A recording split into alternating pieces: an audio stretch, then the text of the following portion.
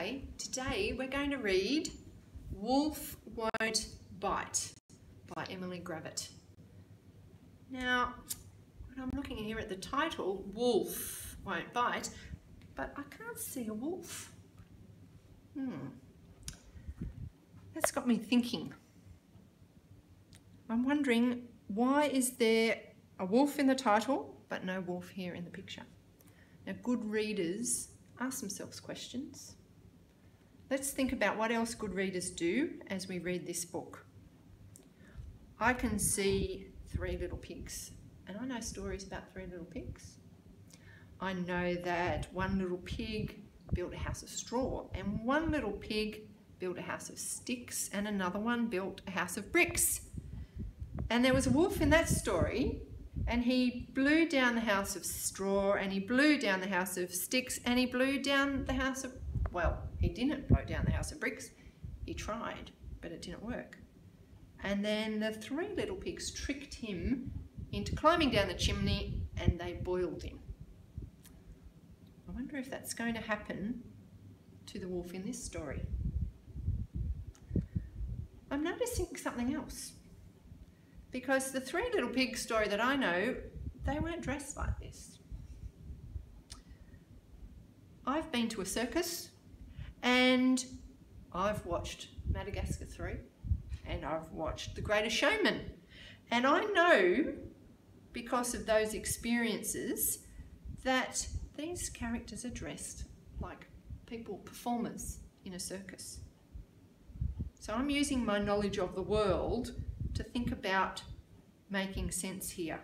I think that these little pigs are in a circus.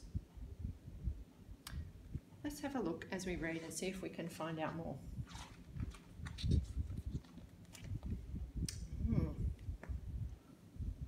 I think I might be correct. I can see an old-fashioned circus cage. I can see that the pigs are chasing the wolf. Maybe they're going to capture that wolf and make him do tricks, perform in their circus.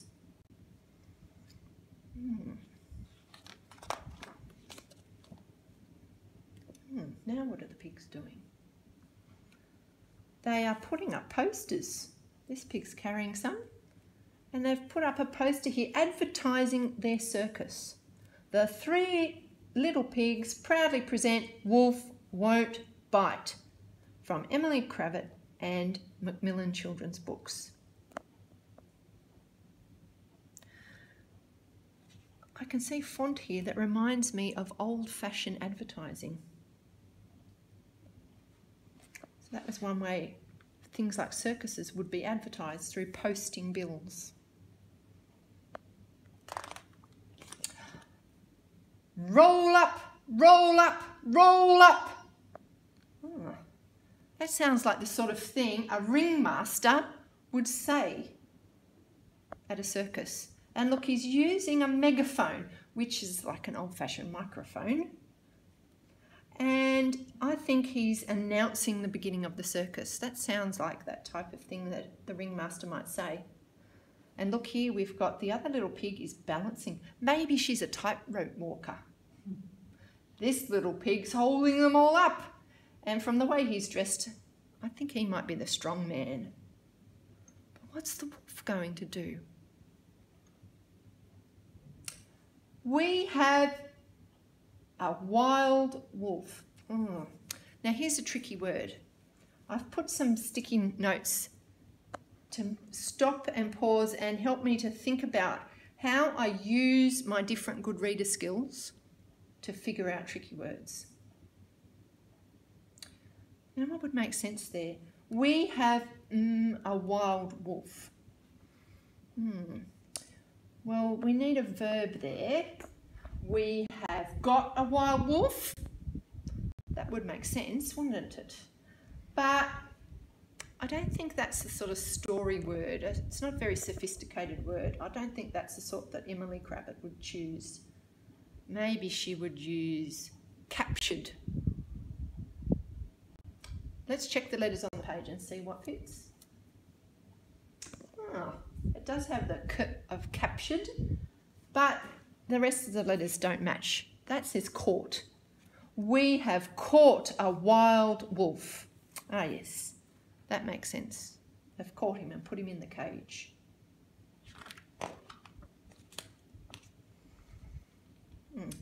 Now, it looks like the pig's still doing the talking. I think Emily Kravitz has written down, and look at that font. It's the same as the poster at the front. So it looks like she's using this font from a poster from an old-fashioned circus to show us that one of the pigs is speaking. I can stand him on a stool. Oh, the poor wolf doesn't look too happy, does he?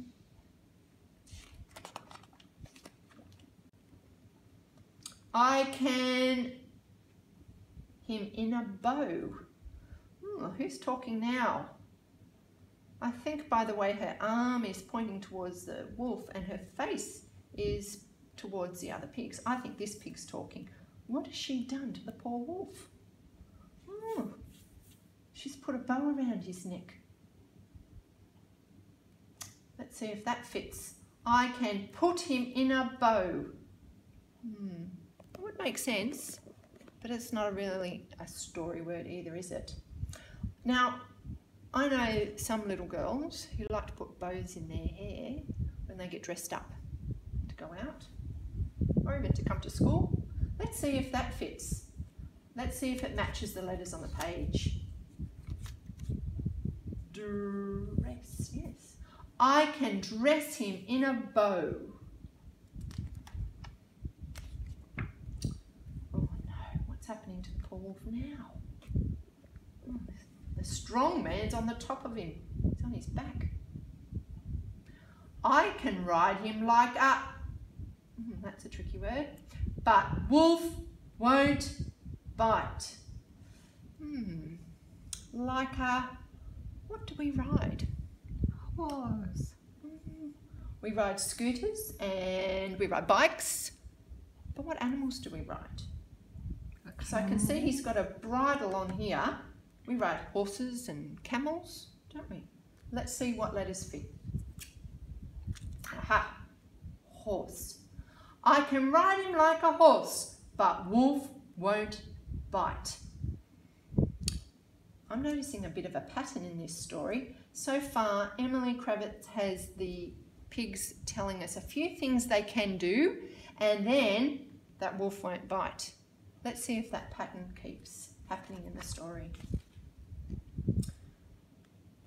Oh, here he is. Look, he's jumping through the hoop. Doesn't look like he's doing it of his own accord, does he? I think they're making him do it. I can him jump through hoops. What would make sense? Make. I can make him jump through hoops. Let's check the letters. That does match. Good.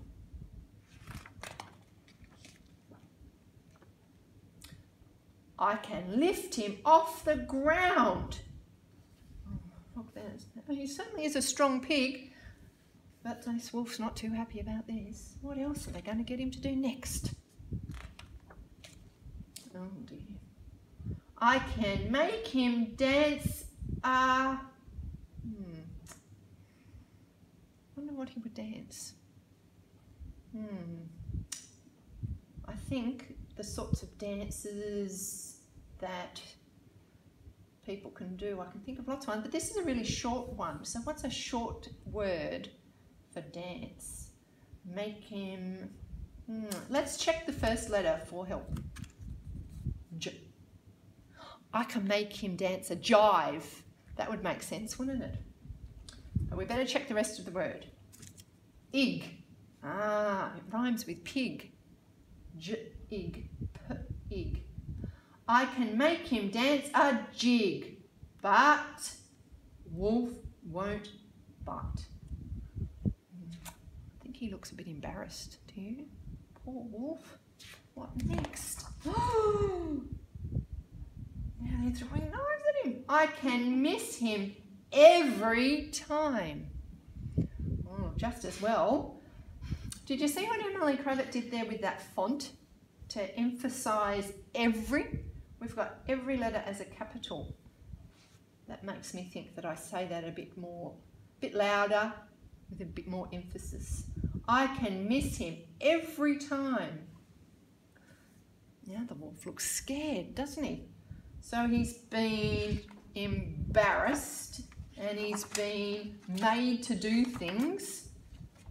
Oh, I don't know that I would expect a wolf to continue not to bite.